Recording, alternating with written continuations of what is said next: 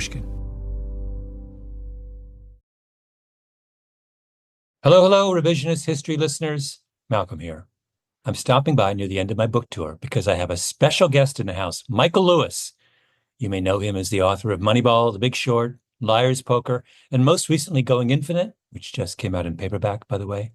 Or you may know him by his alter identity as a Pushkin superhost. Michael's show, Against the Rules, is now in the middle of a fantastic new season. It's all about the insane rise and the consequences of sports betting in the U.S. You're going to get a chance to hear one of the latest episodes in just a moment. But first, I thought we would chat with the man himself. Michael Lewis, welcome to Revisionist History. It's been too long. Yes. I haven't seen you in ages. I know. We need to right that wrong. Oh. So you've done this show about sports betting, and this comes after what? Your first one was about referees and then coaching, right? The Coaches. experts. We sort of set them all in the sports arena. And this is, we frame this as fans. And it's sort of like the fracking of the fan, how the sports leagues have decided to squeeze ever more juice out of the fan base. And 6 years ago, the Supreme Court repealed a federal ban on sports gambling. And at that time, the NFL, the NBA, Major League Baseball, the NCAA were all saying sports betting is evil. That it's just like it will destroy the integrity of sports, et cetera, et cetera. And there's long been this taboo in the sports world about gambling. I mean, not even gambling on your own sport. If you caught sports gambling, people have been tossed out of sports. And they flipped on a dime and essentially went into business with the sports gambling industry, and particularly FanDuel and DraftKings, the two sort of big companies at the center of this world.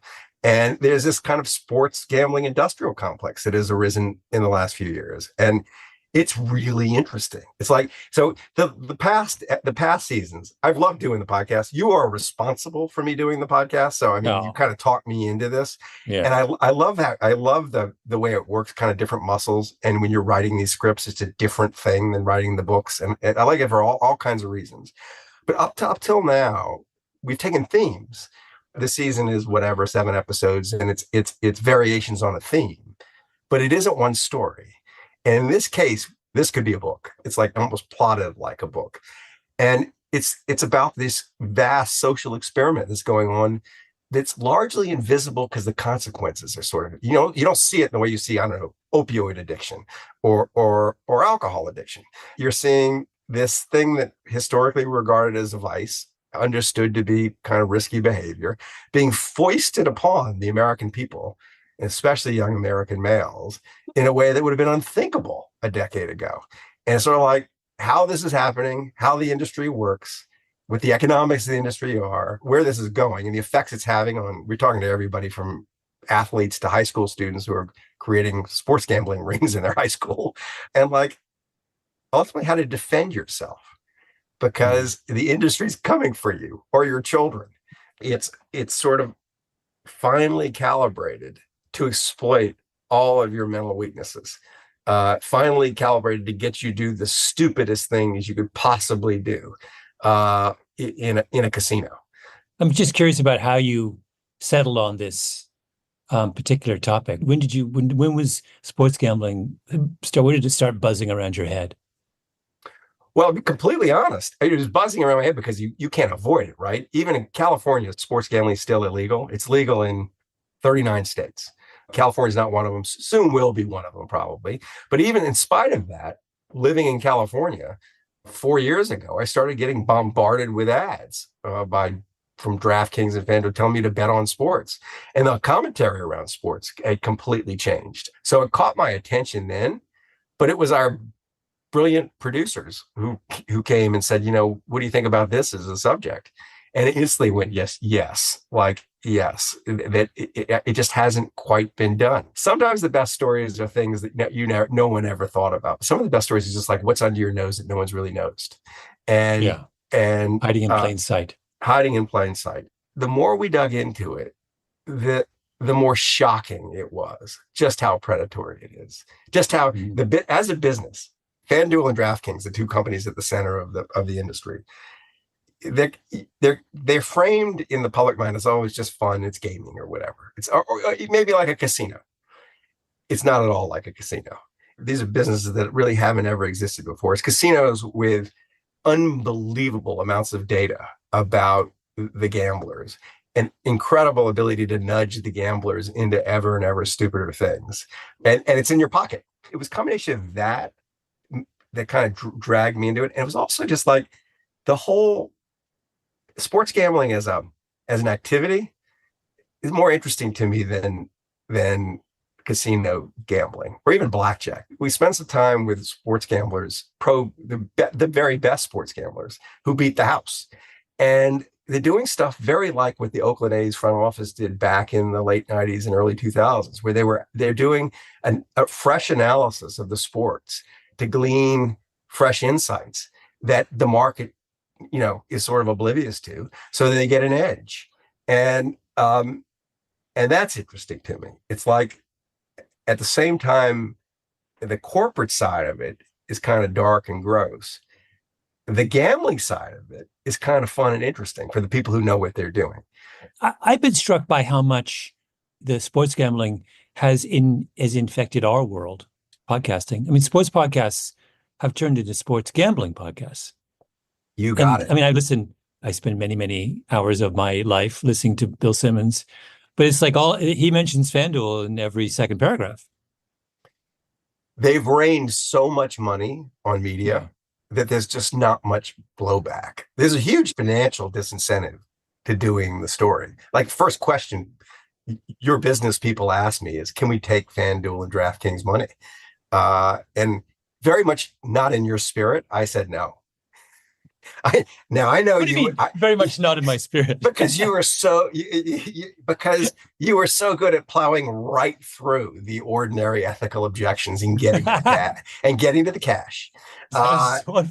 It's so true. It's so true. Is it not true? We got mouths to feed here at Pushkin. Yeah, you do. You're a responsible parent and you're generating the income for the family. But I'm kind of I'm a wingnut off to the side of your operation. And I just said, no, it's pretty clear that we've got to be completely free of the taint of their money. These two companies in the last 5 years have spent something like $2 billion each on marketing. And a lot of it ends up in the pockets of sports parties. Yes. $2 billion. $2 billion. Yes. That's like General Motors level. We had someone who I think is a trusted source tell us that they're the biggest advertisers in America. They're bigger than the beer companies. They're bigger than the car companies. And that isn't actually surprising to anybody who watches sports. It's like every other ad is an ad for gambling. And beyond that, like the announcers, not just Bill Simmons, the announcers during the games are framing all their commentary around their bets. And their bets that they make are encouraging or sort of suggesting to the audience they might make too, are precisely the stupidest bets you can make and the bets that maximize the profits of the companies.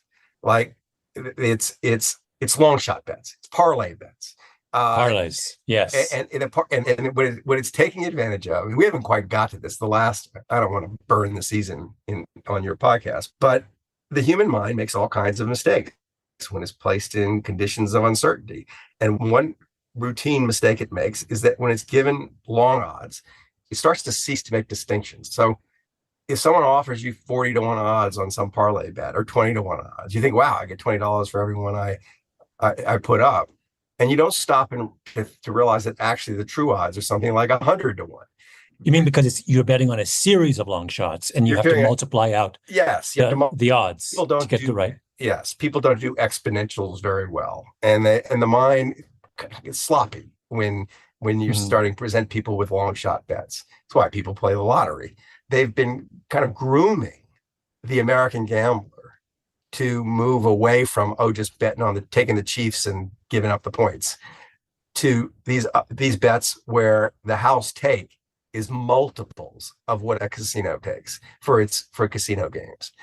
As a result, the two companies, they're both listed companies. Well, DraftKings is listed as DraftKings and FanDuel is owned by its holding company called Flutter. all of Wall Street basically got them wrong the minute they ran up as companies. The stocks ran up in the wake of the legalization of sports gaming. And everybody came up and said, oh, they're inflated, short them. And they crashed temporarily. It's like the end of 2021 because everyone's sort of looking at them as standard casino businesses. And they knew what the take was for standard casinos, and they could kind of guess what the handle was going to be, what the betting volume was going to be. And they did the casino math and they said, this doesn't justify the stock price. In fact, the take is multiples of what casinos and is growing the margins. And a way to think about it is it's sort of like exploiting their ability to get people to do dumber and dumber things. And I think what's going to happen, our podcast is going to be a part of this. The way to address this is to make it clear that anybody who is a VIP of FanDuel or DraftKings or one of these sports gaming apps, or anybody who even kind of does it a lot, is like someone who's almost certainly making dumb bets because they on the other side of this, the gaming apps are really good at figuring out who's a smart bettor and kicking them out. If you know what you're doing, if you're the equivalent of the card counter, if you actually figured out something about football that nobody has realized before and you've got a systematic edge, very, very quickly, they figure it out and they get rid of you. So in a way, they could do that? I've never understood this. You're not allowed. If I walk into a store, they can't kick me out. Isn't there a whole kind of level of? You would think their analogy that they want to draw is it's like the card counter coming into the casino. We can throw out we don't have to service the card counter at the blackjack table. I don't want to ruin the whole show, but our producer took an enormous pile of cash with smart betting ideas, and it took her moments to get chucked out. Poor Lydia Jean Cott has been banned by every sports betting app. Poor Lydia. Poor Lydia. Because it's a very simple way how they identify that you are smart. If the line moves in your favor after you've made the bet systematically, you knew something. Is this basically we're saying the odds will drift to the true odds, and if you were ahead of the market, they don't want you. And so, but the part is that. And I said this to an audience of money managers not that long ago. They were asking me, like, do you have any tips to how to identify a good money manager? And I said, well, there's a new one now available. Before you let someone manage your money, you got to ask them if they have accounts at FanDuel and DraftKings and they're sports bettors, and like, what's their relationship with those enterprises? And if they say, man, I'm like a VIP, or I do it all the time, or don't give them your money to invest. Like, if they are identifying people who should not be professional investors. Michael, can you describe tell me a little bit about the episode we're about to hear? So this is the episode where the main character is Rufus Peabody, who is one of America's great sports bettors. And by the way, did you make up that name?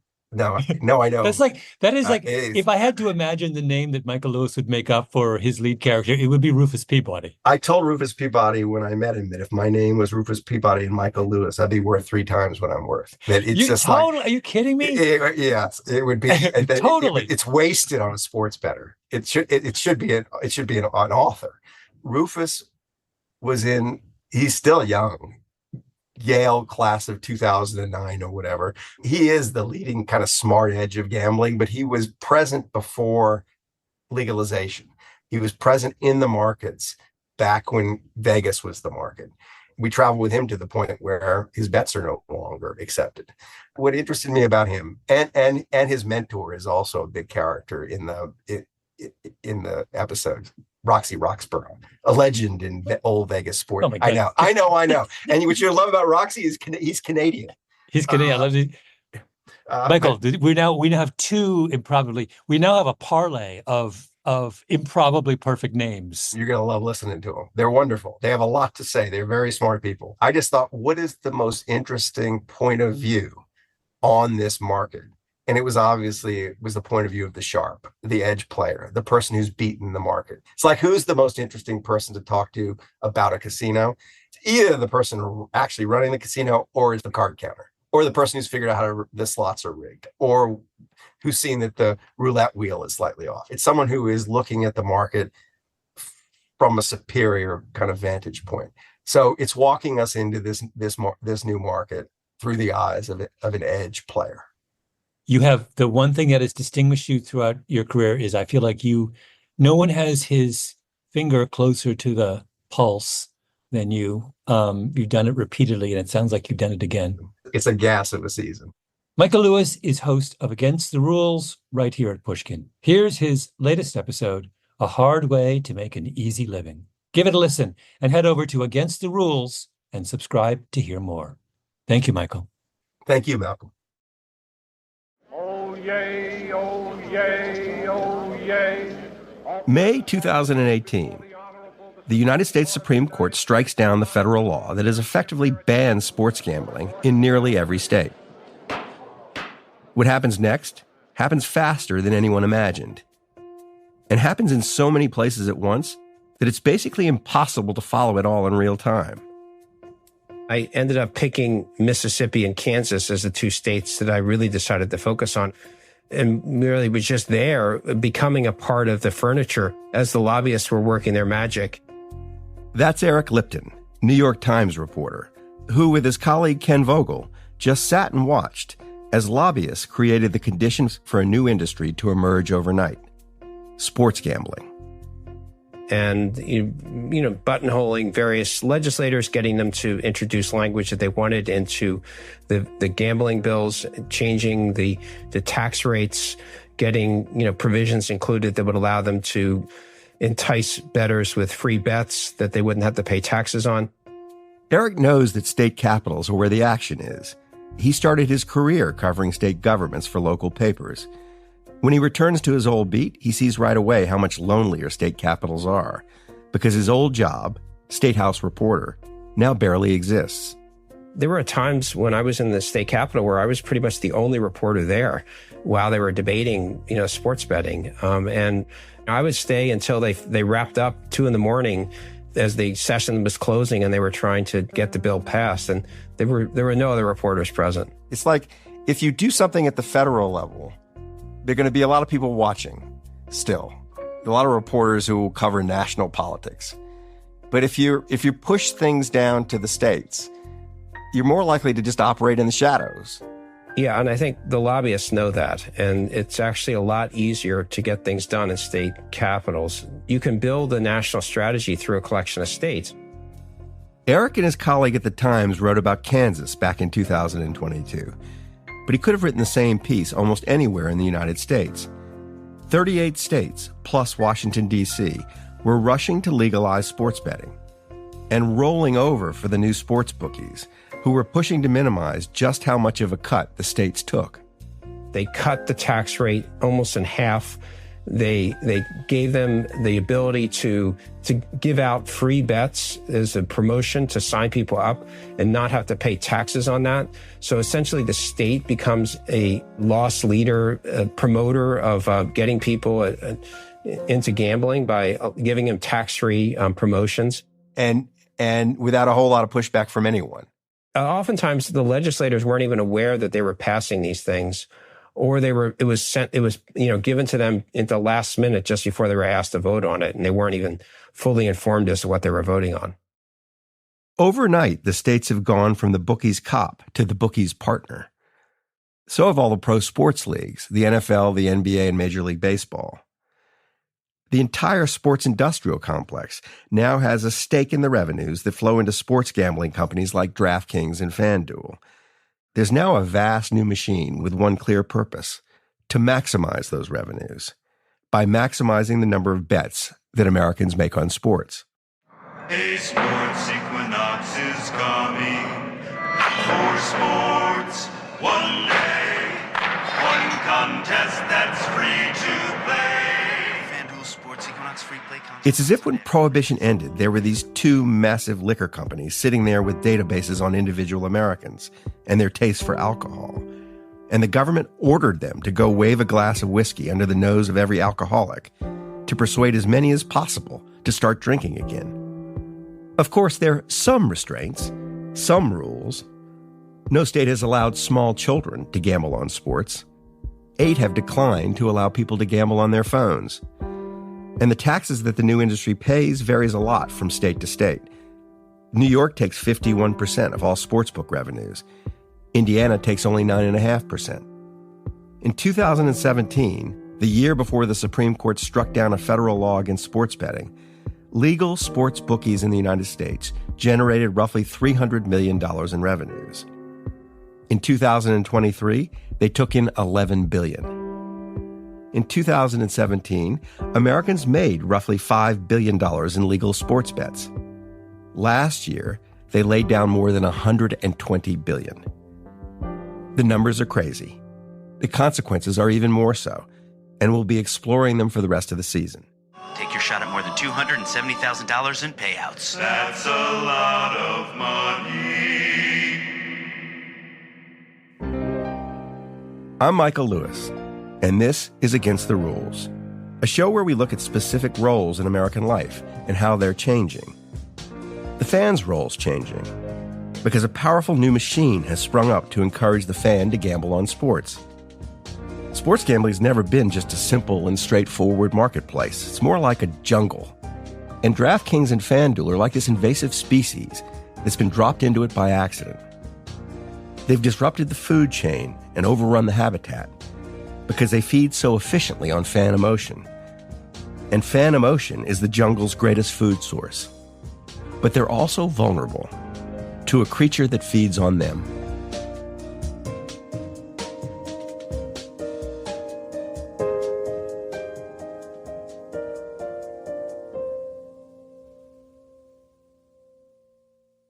Let's recall for a minute what sports gambling once was in America by listening to just a snippet of a press conference held back in 1961 by then Attorney General Robert F. Kennedy.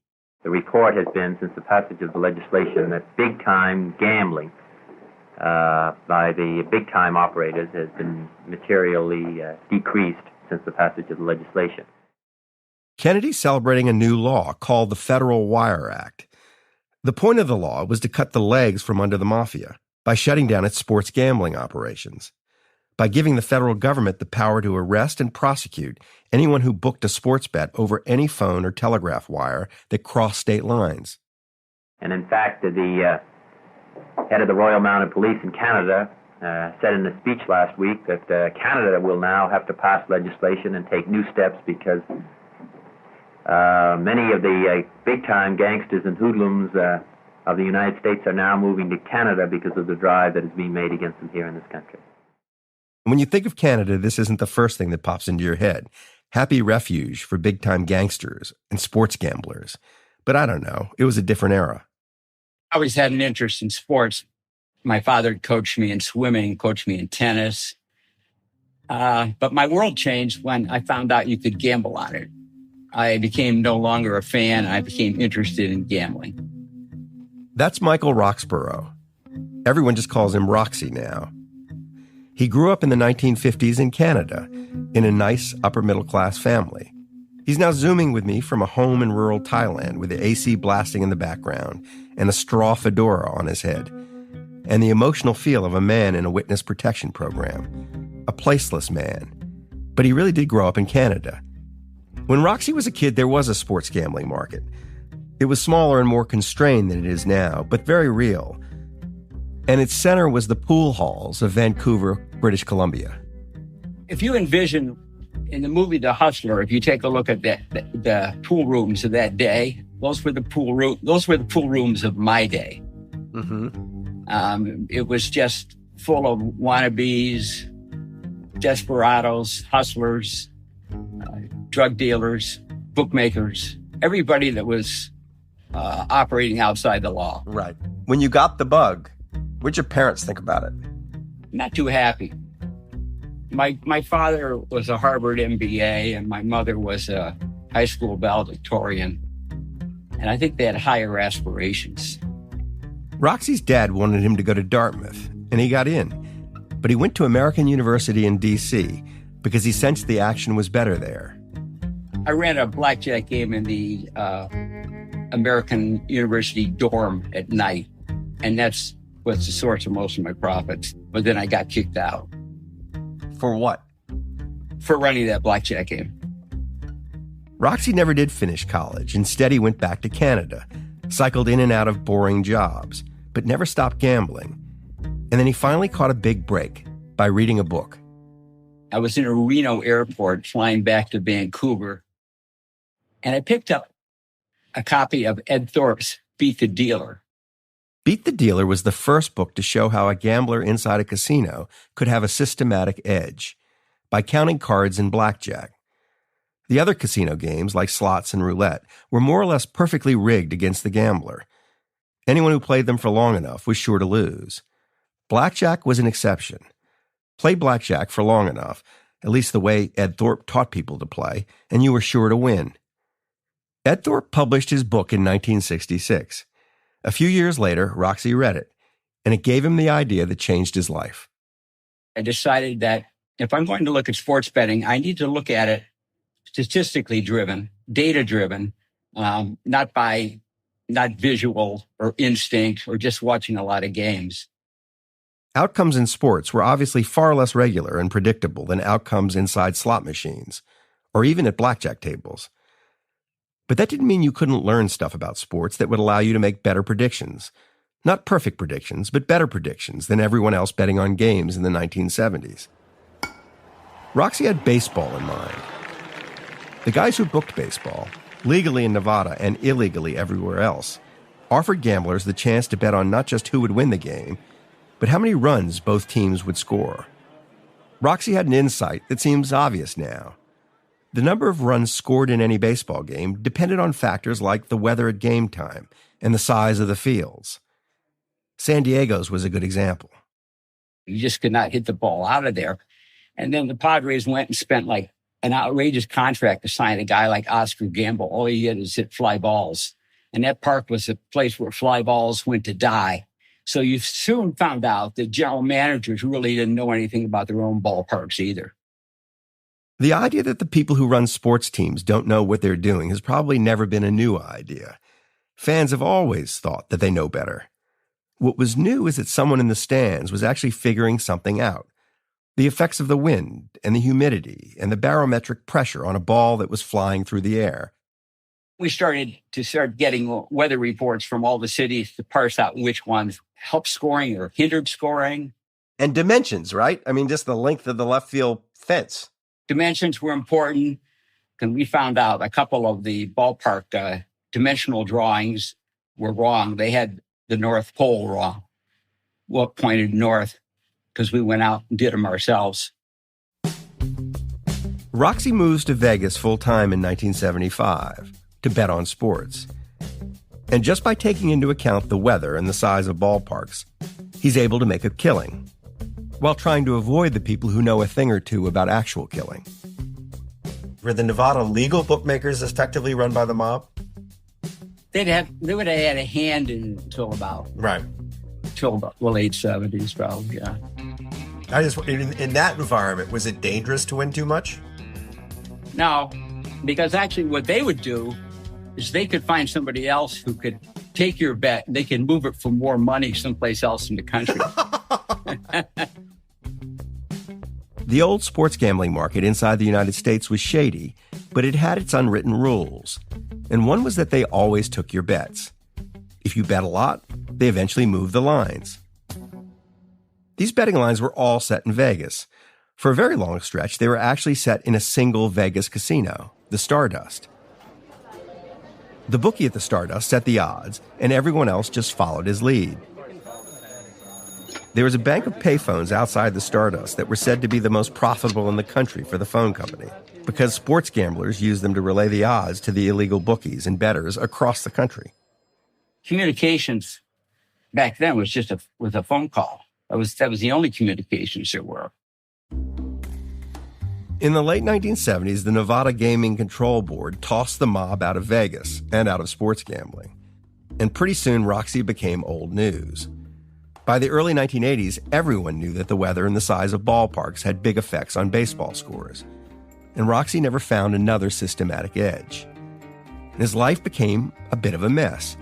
He'd been arrested for violating RFK's Wire Act. He'd taken crazy risks as an illegal bookmaker, and he'd run through 2 marriages. Is a gambling business hard on relationships? It's terrible. Why? It just sort of takes over your mood and your personality. I don't know anybody who's ever been in gambling thought they were a better person for it.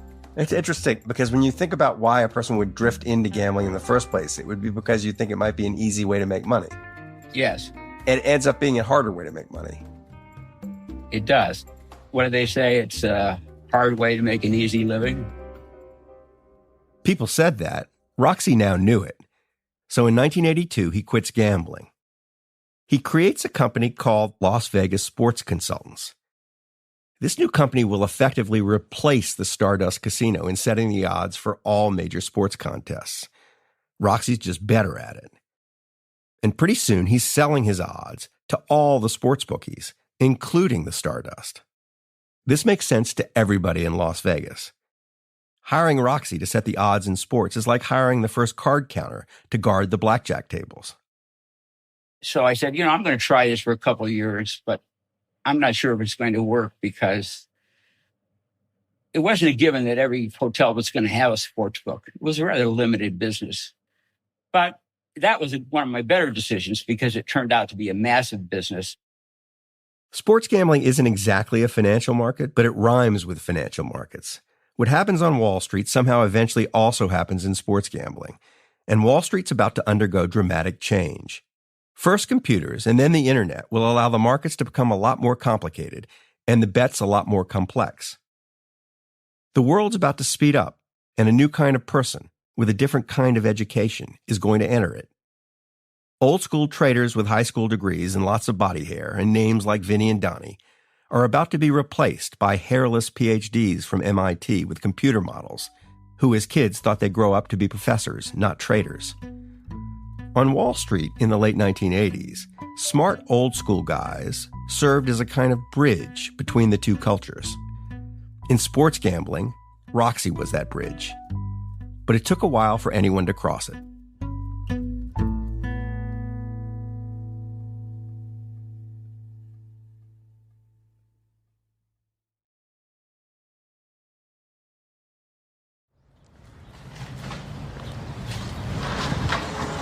We're here to see Rufus Peabody. Okay. We're in the right place. Yes, great. We're still in Vegas, but far from the Strip. We're not going to be long. We're just going to make a bunch of sports bets. He runs an illegal gambling operation upstairs. Oh, does he? I never even knew this. You want any action? Don't vote for the Lakers. The real action is no longer on the Strip. The real action is basically invisible. But here, on the 17th floor, with a sweeping view of the distant casinos, Rufus Peabody lives and works. Rufus, we're here. Rufus Peabody is who crossed Roxy's bridge. I never was a bettor as a kid. I didn't know anything about sports betting. You didn't feel a little twinge of desire? None. Most people that got their start, they started losing and then they learned how to win. But I was never a bettor. I never grew up betting, like besides NCAA tournament pools, and I was always good at those. But for me, it was a game. And I'm a risk taker, but I'm not a gambler by nature. Rufus grew up outside of Washington, D.C. Always loved sports. Thought he might like to be a sports journalist. He still reminds me a bit of a journalist. He's a watcher, a person whose eyes move more than his mouth. But even when he was a kid, his mind took him places that journalism usually doesn't. So it was, this team won 82-64, but why did they win? Basically, I kind of wanted to report on the why it happened rather than just this guy got 18 points and 12 rebounds and this team won, right? I kind of wanted the story of why. Right. You wanted explanations. I wanted explanations.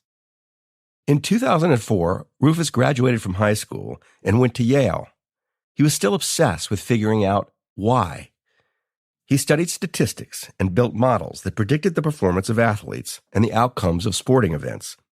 Not because he wanted to gamble on them, just because it was cool to figure out stuff that even people who run sports teams don't know.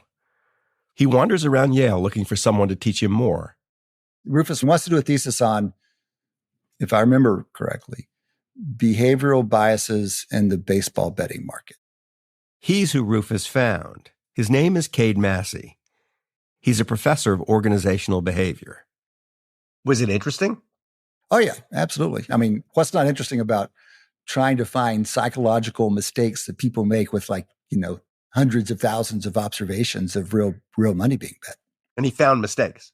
I mean, he was finding profitable strategies right off the bat. Rufus just kept asking questions about the behavior of sports gamblers. He still wasn't placing bets himself. He was just working with his professor to build a model to predict college football scores. They pitched it to the Wall Street Journal, and the Journal agreed to publish their college football picks of the week. It was just how they would bet, were they to bet on college football. And he would then post our picks of the week. We were just posting them because we were working with the Wall Street Journal. So post them on Tuesday or Wednesday, and then he would watch as the prices started moving on his screen. Oh, my God. Which is to say the sports gambling market would see their picks and move in response because the market figured out that their picks were that good. Within a year or so, we quit posting college picks because it was getting too much in the way of what he was trying to do. Because he wanted to bet it himself. Because he wanted to bet it. And if they're so good, you would bet them. You wouldn't sell them. Right. I mean, it was bound to eventually occur to Rufus that if he could predict the scores of college football games, then he should just bet on them himself. But it's funny how he got there in his head. Roxy Roxborough had started as a gambler, who then set out to find some kind of edge to bet. Rufus Peabody started by finding these edges and kind of stumbled into gambling. And then found Roxy. During Rufus's junior year at Yale, he read an article in ESPN about Roxy's sports analytics company, Las Vegas Sports Consultants. Roxy's company wasn't used to getting resumes from Yale juniors, but they gave him a summer internship anyway and showed him their world from their offices right next to the Las Vegas airport. They would bet on what plane was most likely to land next, right? And this is like sort of pre-internet days or being able to see flight plans and stuff like that. And so it was like, okay, American Airlines is like 6-1, Southwest is 2-1, whatever. What people didn't realize, though, was Roxy actually had a contact in the control tower. And so Roxy won. He made money off of these bets. But he didn't make enough to draw suspicion. That was the key. But he would occasionally hit the Japan Air at 300-1, right? Or whatever. Roxy's crew would bet on everything. Rufus wasn't like that. He didn't even think of what he wanted to do as gambling. But he did want to understand this other world. This world where people bet on anything that moved. They shared the building with American Wagering, so with Leroy's, which was a sort of third-party sportsbook operator. Leroy's didn't have a casino, but they were in casinos like Hooters or terrible Herbst, right? Hooters has a casino? Yeah, Hooters Casino. It's on the Strip. It's right Tropicana, basically. All right. Yeah. So I meet the head trader there. Right. And I have all these questions. A bookmaker can make more money. Let's say if they know the public's bias, they can make more money setting a line somewhere between the true price and the price the public thinks. That's the way to maximize. There's no reason you should understand what Rufus just said there. But let me try to explain it because it tells you a bit about how this old school sports gambling world works. The line is just the odds or the point spread. The true price is what the odds would be if you somehow knew every possible relevant bit of information about some upcoming game. Of course, no one ever knows everything. So there is in reality never a perfect true price, just some number that the smartest and best informed bettors agree on. Say they agree that the Packers should be 8-point favorites over the Cowboys. But most of the gamblers are Cowboys fans, and the Cowboys fans think the Cowboys are only 3-point underdogs. Rufus was asking the bookie if he thought he could entice the public to make more stupid bets if he set the line not at the true price of 8 points, but at, say, 5 points. Because Cowboys fans will think the Cowboys are better than they actually are and bet even more. I said, theoretically, you can make more money setting a line somewhere between the true price and where the public thinks the price is. And he says, theory? In theory, a dick don't fit in an asshole.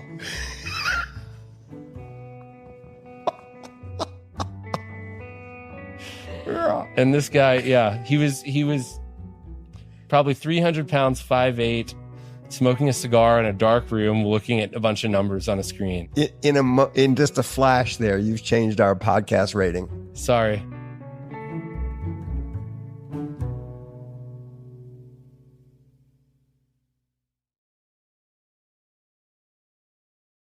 Rufus Peabody, recently of Yale, is no one's idea of a hustler. He's too sweet-natured and even-tempered, and way too open to telling other people about the stuff he's learned. He finishes up at Yale and moves back to Vegas to work full-time at Las Vegas Sports Consultants. But now Rufus thinks he might have an edge, and people in and around Roxy's firm think that maybe he's right. The Super Bowl was my first big break, Super Bowl 2009. Okay. I had made a friend with a professional sports bettor, a guy that bet baseball. And he loaned me $10,000 to bet. I had my own $10,000 to $12,000. My boss, Kenny, unbeknownst to everybody else, invested $40,000 in me and gave me a 20% free roll on it. Meaning that if it wins, you take 20% of the profits, but you suffered none of the losses. Correct. And so I ended up with close to $60,000 bet on the Super Bowl. And so I basically was pretty leveraged. Yeah. And I remember being like, if this game doesn't work out, I gave it a shot. All right. And what is causing you to have such conviction about a game? Oh, nothing. It wasn't conviction about the game. It was betting the props. The props, short for proposition bets. Not on the whole game, but pieces of the game. The standard story, which is almost certainly not true, was that the prop bet was invented for the 1986 Super Bowl between the Chicago Bears and the New England Patriots. The Bears were such heavy favorites that Vegas had trouble ginning up interest in the game. So a Vegas bookie created a side bet. The odds that a Bears defensive tackle named William the Refrigerator Perry would score a touchdown. It was a long shot bet, and the betting public loved it, and Vegas bookies lost a fortune when the fridge did indeed score. But back to Rufus, and forward to the Super Bowl of 2009. The Pittsburgh Steelers played the Arizona Cardinals. Rufus wasn't betting the whole game, but pieces of the game. His pro football model spits out odds for all this weird stuff that Vegas bookies are now offering bets on. The odds that Steelers running back Gary Russell will score the game's first touchdown, for example. Rufus has vast troves of data to mine. He can do stuff with it that Roxy would never imagine. He could do stuff that even the people who run the Pittsburgh Steelers would never imagine doing. I mean, even Gary Russell likely has no idea that you can calculate the odds that he will score the game's first touchdown. But Rufus can. His model puts those odds much higher than the bookie's odds. So in Rufus's mind, it's a great bet. He makes dozens of similar bets. Bets where his model tells him that the bookies are giving him better odds than they should. I still remember going, it was like Harrah's, Caesars, the Rio. I ended up getting down like $200 at a time, like $5,000 positions on a few things like that were really good. And so I was diversified. Within the game. Yeah. Within the game. I wasn't betting on the outcome of the game, but I still to this day have never watched that game. I was too nervous. How did you experience the game if you didn't watch it? I went to this little par 3 course that's open at night, right south of the airport. And I played the par 3 course twice until I felt like the game would definitely be over. And then I went grocery shopping, and I didn't have this is pre-smartphone. I went grocery shopping, and then I went home and cooked myself dinner. Huh. And then and only then did I open my computer and check and see how the game went. And were you just going through your prop bets, seeing what happened?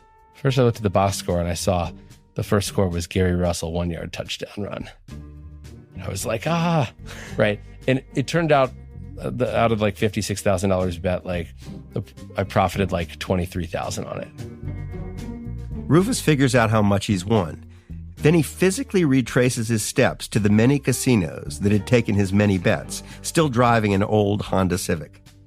You had all these little tickets. You have to, you go cash them. Each one individually. Mm-hmm. So you must have had 100 tickets. Oh, yeah, probably. He just drives around Las Vegas, and the money piles up. And I remember having like $30,000 on that front seat and being like, oh my God, so much money. In cash. In cash. After that, lots of people in Vegas wanted to lend money to Rufus and take a cut of his bets. Rufus, for his part, was still sitting in his office in Las Vegas Sports Consultants. But pretty soon he was directing an army of people to lay bets in sports books across the city. Sports books that got their odds from Las Vegas Sports Consultants. Rufus was in effect betting against the lines created by Roxy's firm. Roxy himself had moved on at this point, but he watched what Rufus was doing, and he admired it. He came to Bouquet once, and I met him. Even after one lunch, I said, this guy's thinking at a higher level than other people. And I learned a lot from him, not because he was divulging his secrets, but he was just thinking at a higher level. To get his edge, Roxy had used weather reports. Rufus was using the spin rates on pitchers' curveballs. I try to drill things down to their root cause. It's kind of what you do when you write books. You try to figure out the person, what makes them tick, what's the story. I try to figure out why things happen in a baseball game or a golf tournament. What makes a player good? It's not just their score. Like, what are the things that are driving their score? Which of those are repeatable, which aren't? And right now, you have all this like computer vision and that type of data available now. And with a lot of these sports, I mean, we're now talking about bat speed, measuring bat speed and looking at like aging curves for bat speed. The whole point of Rufus is that he never lets emotion interfere with his process. But that doesn't mean he doesn't feel emotion. He does. He feels it for his process. We're using bat speed to then predict exit velocity.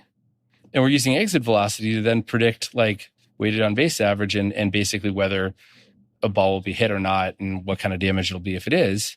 And then, use that to predict wins. And how did it work? How did it work? It worked well. We made $125,000 in the first month. I don't know what our volume was overall. And I got 20% of it, which was great because my yearly salary was $25,000. Rufus had become the card counter at the blackjack table, only it was richer than that. He was generating new insight about why things happened in sports. A blackjack dealer knows where the card counter gets his edge. The sportsbookie couldn't really tell where Rufus was getting his, which made Rufus and what he was doing even more unsettling. And did the M at any point say, we're not taking your bets? The M Casino was one of Rufus's favorite sports books. No, their whole thing was, we're going to take all comers. We want a lot of volume. We think we're better than people. Then comes the Supreme Court decision of 2018. 23 states soon legalized sports gambling. Rufus now has the M Casino and a lot of others right in his pocket. FanDuel and the PGA Tour have teamed up. Now you can get more action out of every stop on the tour.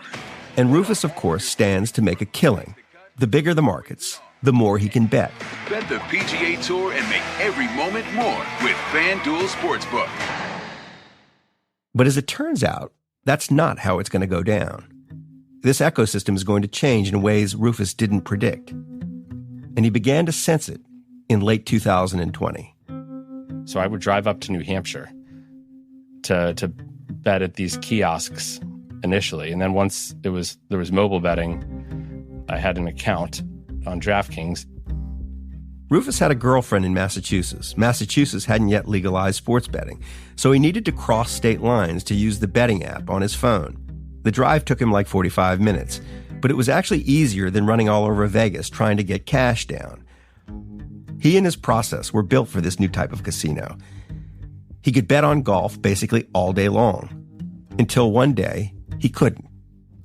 One week I lost $30,000. I got a phone call to tell me that they were cutting my limits on golf. He'd lost $30,000, and DraftKings stopped taking his big bets. By the way, we've reached out to DraftKings, and so far they have declined to talk with us. Anyway, it was clear to Rufus back in 2020 that this was definitely no longer his old sports gambling world. Because I had bet enough, it spurred them to actually go in and look at the stuff I'd been betting and how I'd been doing. Books are not limiting people just because they win. They're limiting them because they think they're going to win in the future. Rufus used data to predict what athletes were going to do. DraftKings was using data to predict what Rufus would do. When they looked at the data, they saw that after Rufus placed his bets, the odds nearly always moved in his favor. These were the bets of someone who knew things before the market knew them. And the new bookies were not like the old bookies. They only wanted to take certain kind of bets. Bets that were more like the bet you make when you press the buttons on a slot machine. Bets that if you made them often enough, you were sure to lose. The sort of bets a fan would make. The sort of bets Rufus Peabody never made. Refusing a bet wasn't a thing. It never was a thing here. Huh. Like if you got kicked out of a casino or if you couldn't bet there, it was because you did something wrong. Like you violated the sacred bookmaker bettor covenant. Being smarter than the market didn't used to get you kicked out of the market. But the market's changed. Sports gambling is still a hard way to make an easy living. But now it feels even less fair. Now it feels like someone should step in and help Rufus. Okay, cool. So I downloaded FanDuel, DraftKings, Fliff, Fanatics, Caesars, BetMGM, and PayPal. So now everyone has all of my information and my social security number. Wait, your social security number? They all asked for it, I guess. These new sports gambling apps, they all ask for it. And so we're going to give it to them in our next episode.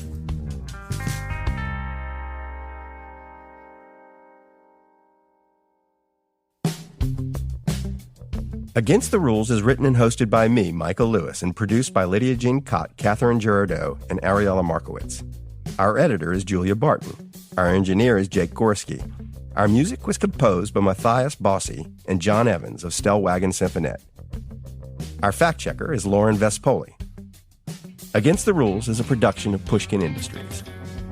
To find more Pushkin podcasts, listen on the iHeartRadio app, Apple Podcasts, or wherever you listen to podcasts. And if you'd like to listen ad-free and learn about other exclusive offerings, don't forget to sign up for a Pushkin Plus subscription at pushkin.fm/plus or on our Apple show page.